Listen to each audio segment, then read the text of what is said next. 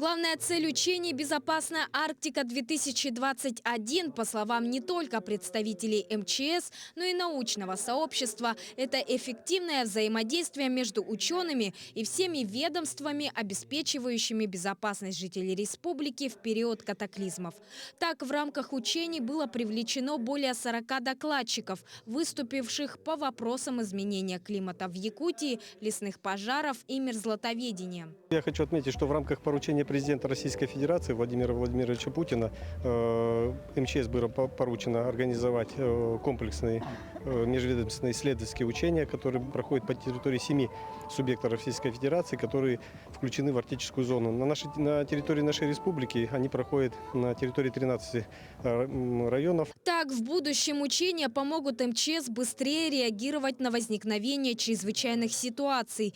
Кроме того, будут отработаны и механизмы их прогнозирования.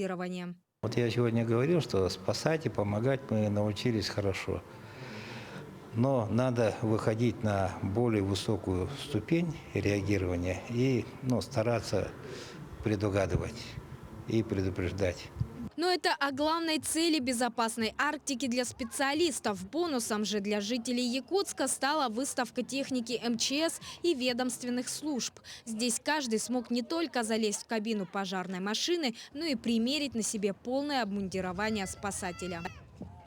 Значит, здесь представлены машины пожарно-спасательного гарнизона в количестве 7 единиц, 2 единиц ГИМСа и службы спасения Республики Саха-Якутия и также поисково-спасательного отряда. Из стоящей здесь техники на данный момент Ивека, вы видите образец, КАМАЗ, они привлекались для тушения населенных пунктов пожаров, которые произошли в Республике Саха-Якутия. Большой популярностью на выставке пользуются и местные производители. Например, данный вездеход будет правильнее назвать снегоболотоход.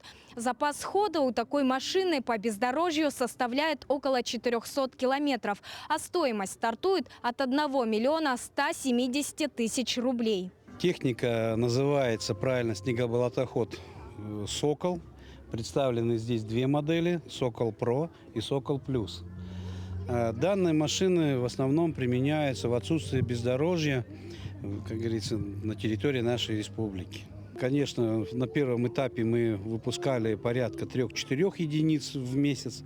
На данный момент мы добились результатов в 10 единиц в месяц. Тем временем в рамках мероприятий проекта «Безопасная Арктика» пройдут учения при аварийной посадке воздушного судна в аэропорту Тикси и природного пожара в его окрестностях. В целом же на территории задействованных регионов во время маневров отработают 12 сценариев возможных ЧС. Сарглана Неустроева, Георгий Григорьев, Якутск.